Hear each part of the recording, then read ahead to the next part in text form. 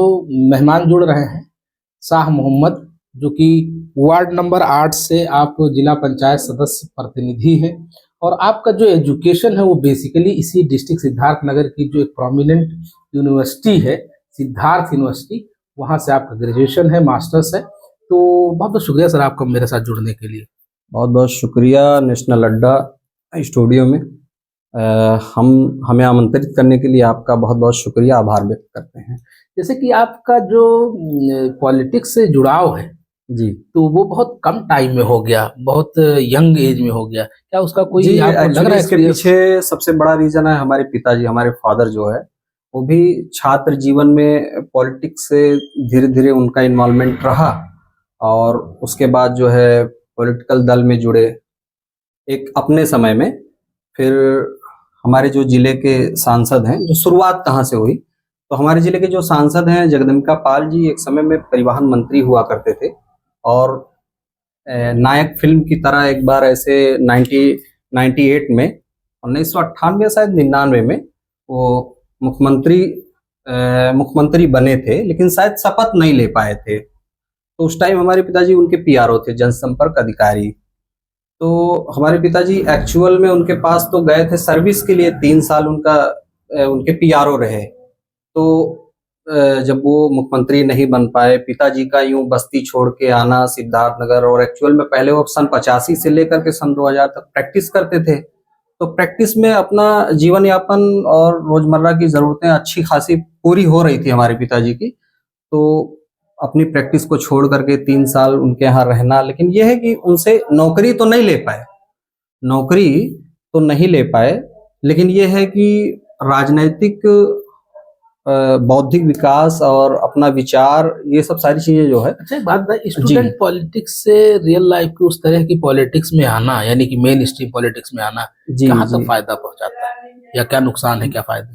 बहुत लंबे अरसे तक अगर हम छात्र जीवन से जुड़ जाते हैं तो छात्र जीवन में सबसे बड़ी चीज है कि जैसे हम किसी विश्वविद्यालय में पढ़ाई करते हैं या किसी महाविद्यालय में या पीजी कॉलेज में अगर हम पढ़ाई करते हैं तो उस एडमिनिस्ट्रेशन से एक तरह का जो लगाव होता है, जैसे हॉस्टल होता है, कैंटीन होती है। आप भी दिल्ली में जो है आईएएस एकेडमी चलाते हैं और जो है आप भी इंजीनियरिंग कर चुके हैं, तो आपने भी देखा होगा मूलभूत सुविधाओं के लिए भी विश्वविद्यालय में, कैंपस में, किसी भी कैंपस में, किसी संस्था की कैंपस हो या विश्वविद्यालय हो या महाविद्यालय हो, पीजी कॉलेज हो, यहाँ कहीं ना कहीं छात्रों की भी जो जरूरत होती है मूलभूत सुविधाओं के लिए, वहाँ लड़ना पड़ता है।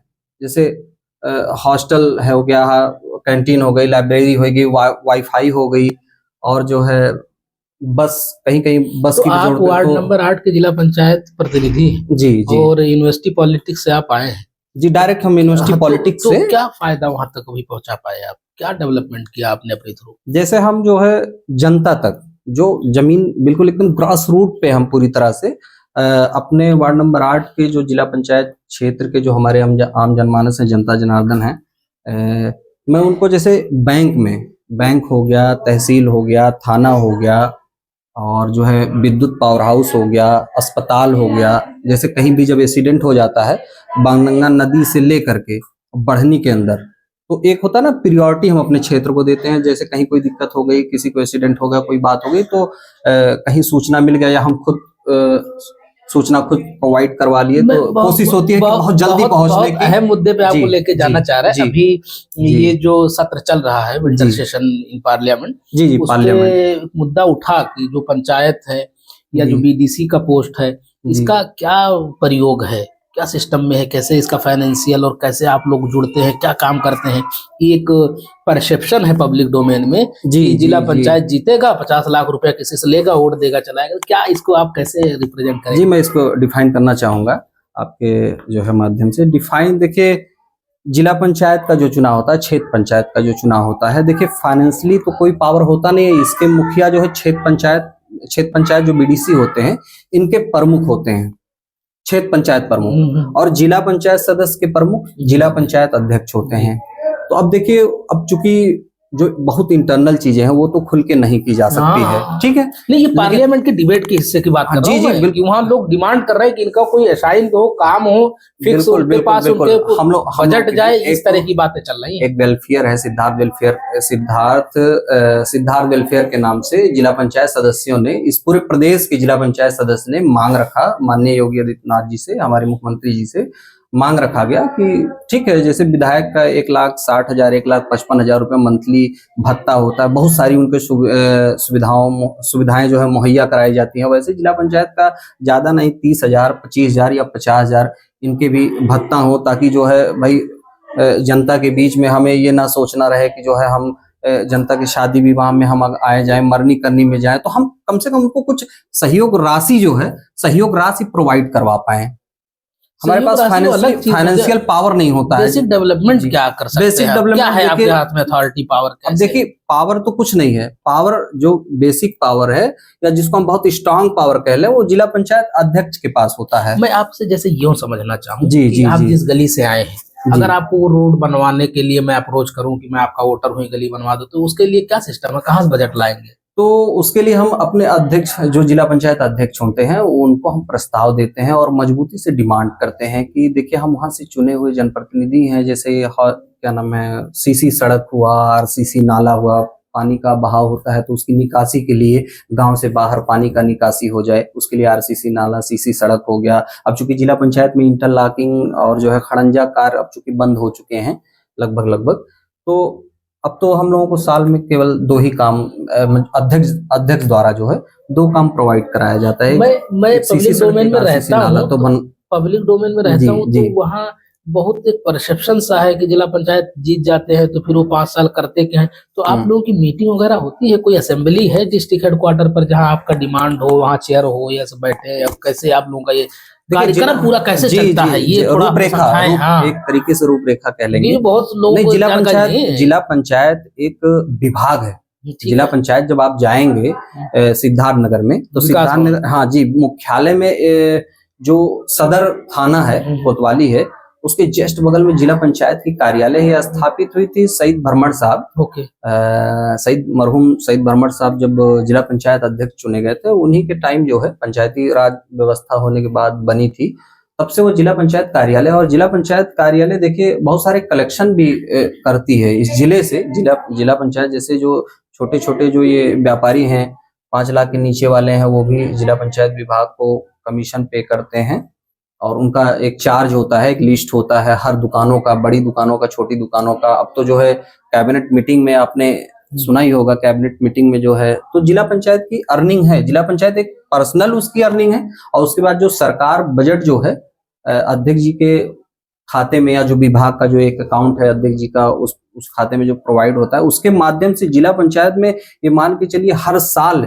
150-200 सड़कें पूरे जिले में बनती है, और 45 वार्ड है। तो देखिए हर वार्ड में 2 काम जिला पंचायत अध्यक्ष जो है हम लोगों को स्वयं दे देते हैं कि आप अपने प्रस्ताव ले लेते हैं, अपने हिसाब से आप तय करें, और 2 प्रस्ताव वो फिर लेते हैं, मतलब साल में 4 प्रस्ताव वो लेते हैं। तो 4 प्रस्ताव से कहीं, जैसे मान लीजिए हम लोगों को 100 मीटर का आरसीसी नाला, सीसी सड़क दे दिए, और 2 थोड़ा बड़ा मांगते हैं, जैसे 200 मीटर और 250 मीटर, 300 मीटर, इस तरीके से जो है। आपके फादर भी पॉलिटिक्स से जुड़े हुए हैं, और कई बार अलग अलग वार्ड से आप लोगों ने जीत भी दर्ज कराई है। जी। अभी 8 नंबर से आप जिला पंचायत सदस्य हैं, तो क्या आप अभी उसी जिला पंचायत वार्ड से लड़ेंगे? जी बिल्कुल, डेफिनेटली 100%। आप लड़ेंगे, आपके फादर लड़ेंगे, कौन लड़ेगा? देखिए, फादर लड़े चुनाव या मैं लड़ूं, अभी तो देखिए मैं चाहूंगा कि हमारे फादर साहब ही, हमारे पिताजी ही चुनाव लड़ें। अभी हमारा कोई ऐसा इरादा नहीं है, क्योंकि अभी पिताजी हैं, और पिताजी ठीक ठाक अवस्था में हैं, चलते हैं फिरते हैं, हमसे ज्यादा चलते हैं, हमसे ज्यादा मेहनत करते हैं। 60 साल की एज में होने के बावजूद ग्रास रूट पे इतने अच्छे से जब वो कर लेते हैं, तो मैं चाहता हूं कि अभी पिताजी का नाम हो, पिताजी का काम हो, पिताजी का ही लड़े। जी अच्छा, ठीक है, मैं उनके सहयोग में रहता हूँ, इंडिपेंडेंट। तो आपका पॉलिटिकल सिस्टम क्या है? आप क्या बदलाव लाना चाहते थे वार्ड नंबर 8 में, या क्या बदलाव किए हैं अभी तक? जैसे अब देखिए, बहुत सारे जिला पंचायत, इससे पहले जाकिर हुसैन जी चुने गए, पप्पू चौधरी जी जो हमारे पूर्व विधायक रहे, उनकी माता जी चुनी गई, उससे पहले रामचंद्र पासवान जी चुने गए। 15 साल की मुझे जानकारी है कि इतने लोग 3 बार चुने गए।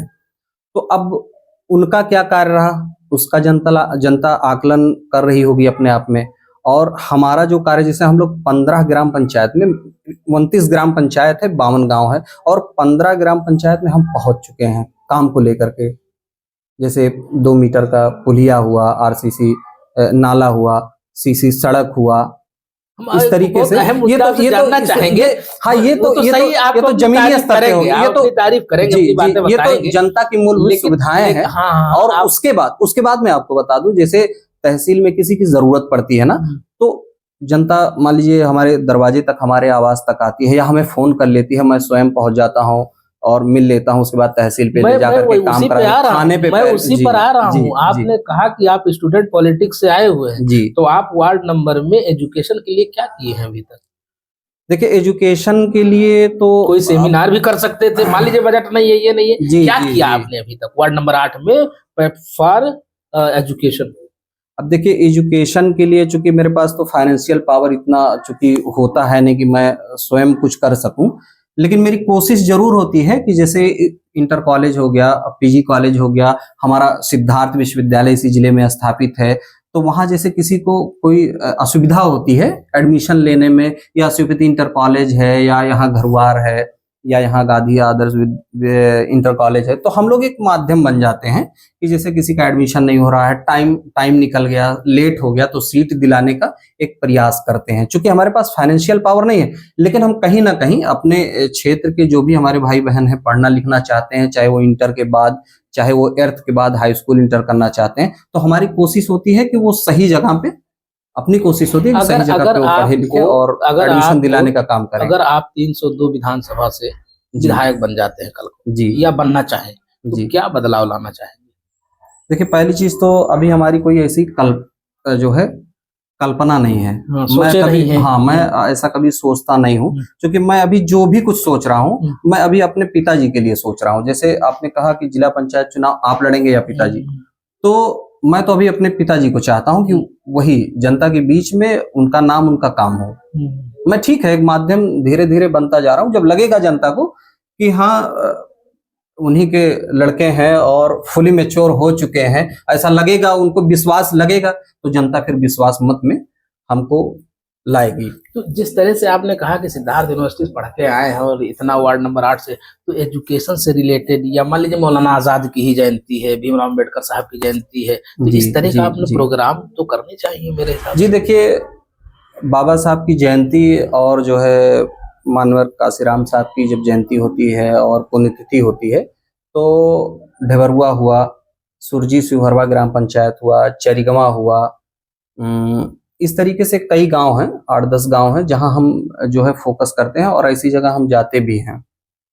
और प्रोग्राम को जो ऑर्गेनाइज गांव के लोग करते हैं या प्रधान द्वारा किया जाता है, तो उसमें हम पहुंचने की पूरी कोशिश करते हैं और पूरी सहभागिता होती है जो भी कार्यक्रम होते हैं। अच्छा, आपके हिसाब से जी, जिस तरह से ओवरऑल सिद्धार्थनगर पे चल रहे हैं, जी, पलायन जो हो रहा है, जी, पलायन इन द सेंस कि यहाँ सिद्धार्थनगर में पैदा हुए, मुंबई जा रहे हैं काम करने, क्यों? क्योंकि यहाँ इंडस्ट्री नहीं है। तो उसके लिए कभी आपने जिला अध्यक्ष वगैरह बात की, कुछ क्या किया जाए, कैसे इसको चेंज किया जाए, कैसे इस स्टीरियोटाइपिंग को तोड़ा जाए? जी। अब देखिए, जिला पंचायत अध्यक्ष तो मुझे नहीं लगता है ऐसा कोई परिवर्तन कर सकते हैं। लेकिन देखिए, लोकसभा विधानसभा किस लिए है? लोकसभा और विधानसभा किस लिए है? ये सांसद इस जिले से क्यों चुन करके दिल्ली संसद भवन जाते हैं, या विधायक इस विधानसभा से चुन करके क्यों लखनऊ जाते हैं? इनका काम है, सरकार के अभिन्न अंग है, इनका काम है कि ये हमारे शोहरतगढ़ विधानसभा में या इस जिले में कंपनी, फैक्ट्री जो है, बहुत सारे इन्वेस्टमेंट यहाँ लाने का वो काम करें। उनका दायित्व है, उनका प्रतिनिधित्व होना चाहिए। जिस वार्ड नंबर 8 से आप आते हैं उसी के पास बढ़नी पड़ता है, और वो बॉर्डर एरिया है, ट्रेड होते हैं, इंटरनेशनल ट्रेड होता है, ट्रैफिक का इतना बड़ा इशू है। आप लोगों को मैंने कहीं प्रोटेस्ट वगैरह करते हुए नहीं देखा कि किसी कोई मांग हो, कोई डिमांड हो कि इस तरह से? देखिए, अब अकेले तो प्रोटेस्ट होता नहीं है, पहली चीज आप जान लीजिए। देखिए, जब हम विश्वविद्यालय में रहा करते थे, लगभग हम 5 साल विश्वविद्यालय में रहे, तो देखिए वहाँ पढ़े लिखे लड़के थे, और जैसे मान लीजिए हमने कोई पॉलिसी योजना जो है 10 लड़कों के बीच में, 5 लड़कों के बीच में हमने कोई डिमांड रखा कि इस चीज के लिए या इस काम के लिए हम लोग इकट्ठा होंगे और ज्ञापन देने का काम करेंगे, या जो है हम प्रोटेस्ट करने का काम करेंगे। तो यहाँ जब लोकल इश्यूज पे या लोकल मुद्दों पे जब हम लोग बातचीत करते हैं ना, तो बड़ी गुटबाजियां हैं। सब वही है ना कि पॉलिटिकल दल के हिसाब से लोग करने का काम कर रहे हैं। और खास करके मैं अपोजिशन के भी लोगों को नहीं देखता हूं कि इन सब चीजों के लिए, मतलब ये है ना कि लोकल के लोग ही हैं और लोकल के इश्यूज भी हैं, लेकिन चाहे वो अपोजिशन के हों चाहे सत्ता दल के हों, सत्ता दल के लोग तो शायद प्रोटेस्ट करने का इन द सेंस ये नहीं कि डिस्टर्ब करना, प्रोटेस्ट का जी, मतलब जी। ये है कि अपना मैंने दर्ज आपको बताया कराना तो बहुत कि ये इशू है, इस पर काम सरकार करे। मैंने विपक्ष का आपको काम बताया ही ना, यही जैसे है ना देखिए, कि उसको सचेत करे। अकेले तो मैं प्रोटेस्ट कर नहीं सकता हूँ। संगठन यूनाइट होना, कम से कम 10-20 लोगों की संख्या हो। तो जैसे हम लोकल इश्यूज पे भाई हम नौजवानों से बातचीत करते हैं, तो देखिए अकेले नहीं हो सकता है, उसके लिए आना होगा। मैं लास्ट में आपको जी। 1.5 मिनट दे रहा हूँ। जी जी मैं आपसे ये कह रहा हूँ कि आज के टाइम पीरियड में यूथ को क्या मैसेज देना चाहिए, कैमरे की तरफ देख करके आप 1 से 1.5 मिनट बोलिए। जी, हम देखिए युवाओं को खास करके मैसेज देना चाहेंगे कि युवा पीढ़ी ज्यादा से ज्यादा पहले अपने पढ़ाई लिखाई पे फोकस करे। क्योंकि जो है ना, हम जब पढ़ लिख लेंगे अच्छे से, हम ग्रेजुएट हो जाएंगे, पोस्ट ग्रेजुएट हो जाएंगे, हम इंजीनियरिंग कर लें, डॉक्टर बन जाएं, या हम जो है IAS PCS बन जाएं, या हम जो है अच्छे पॉलिटिशियन बन जाएं, हम मतलब कुछ भी बन जाएं, लेकिन मानवता जो है ना, इंसानियत जो है ना, वो कोट के भरी होनी चाहिए। और संविधान में आपका विश्वास होना चाहिए। वो आप किसी भी वर्ग, जाति, समुदाय के हो, लेकिन संविधान से कभी कोई समझौता नहीं होना चाहिए। संविधान को, हर व्यक्ति को संविधान के अनुसार चलना चाहिए, उसमें विश्वास रखना चाहिए। और बाबा साहब को जरूर मानना चाहिए। उनके संघर्ष को, उनके मेहनत को, उनके त्याग को, उनके भेदभाव को कभी नहीं भूलना चाहिए। चाहे वो दलित समाज हो, चाहे वंचित समाज हो, चाहे पिछड़ा समाज हो, और चाहे अपर कास्ट हो, सबको समझना चाहिए, खास करके संविधान को और बाबा साहब के जो है आदर्श को, उनके विचार को। दोस्तों, ये हमारे साथ थे, क्योंकि मैं उनका अनुयायी हूँ बाबा साहब का। जी, ये हमारे साथ थे शाह मोहम्मद, जो कि आपको सबसे पहले सब सारी चीजें पता हो चुकी है और बहुत अच्छे से अपनी बातें इन्होंने रखी है। और यंग ब्लड है और सिद्धार्थ नगर की पॉलिटिक्स में आपने एंटर किए हुए हैं। बहुत सारी उम्मीदें लोगों को हैं। अभी तक हमारे चैनल को अगर सब्सक्राइब नहीं किए हैं तो कर ले। हम सिद्धार्थ नगर में भी मौजूद है। बहुत सारे लोगों के साथ आपका पॉडकास्ट शेयर करते रहेंगे। Thank you very much.